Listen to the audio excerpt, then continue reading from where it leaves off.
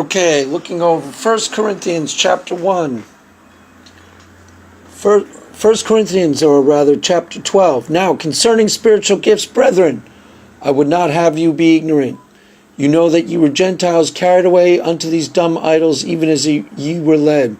Wherefore I give you to understand that no man speaking by the Spirit of God called Jesus accursed, and that no man can say Jesus is Lord but by the Holy Ghost. Now there are diversities of gifts, but the same Spirit. And there are differences of administrations, but the same Lord. Okay, a survey of the gifts of the Spirit.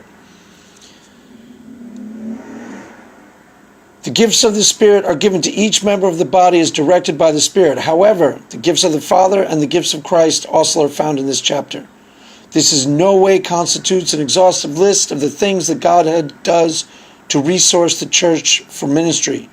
But they create categories of ministries and gifts that are used to further the witness of the gospel to the world and the release of ministry to each member of the church.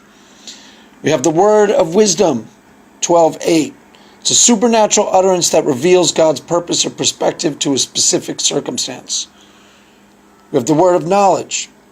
It's a supernatural revelation of information concerning a specific situation, event, or person. The gift of faith, 12:9. Goes beyond saving faith, but is specifically related to God's activity in a particular matter. The gift of healings is the miraculous manifestation of healings of diseases beyond the scope of natural or human intervention. The working of miracles is the superseding of natural law and process for the accomplishing of God's purpose in a situation. Prophecy is the work of the Spirit that discloses truth, bringing edification, exhortation, and comfort to God's people. The discerning of spirits means the supernatural recognition of demonic activity in a situation or in the motives of people. Different kinds of tongues is the supernatural utterance of a language not known to the speaker. This is used both for witness, Acts 2:8-13, and for personal communication with God for the purpose of edification and prayer. Corinthians 14:2. Interpretation of tongues is the public interpretation of a message in tongues for the benefit of the congregation.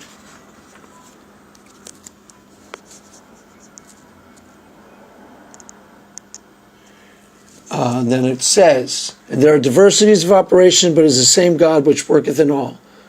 But the manifestation of the Spirit is given to every man to profit withal. For to one is given by the Spirit the word of wisdom, to another the word of knowledge by the same Spirit, to another faith by the same Spirit, to another the gifts of healing by the same Spirit, to another the working of miracles, to another prophecy, to another discerning of spirits, to another diverse kinds of tongues, to another the interpretation of tongues.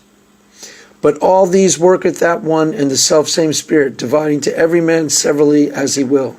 For as the body is one and hath many members, and all the members of one body, being many, are one body, so also is Christ. For by one Spirit are we all baptized into one body, whether we be Jews or Gentiles, whether we be bond or free, and have all been made to drink into one Spirit. For the body is not one member, but many.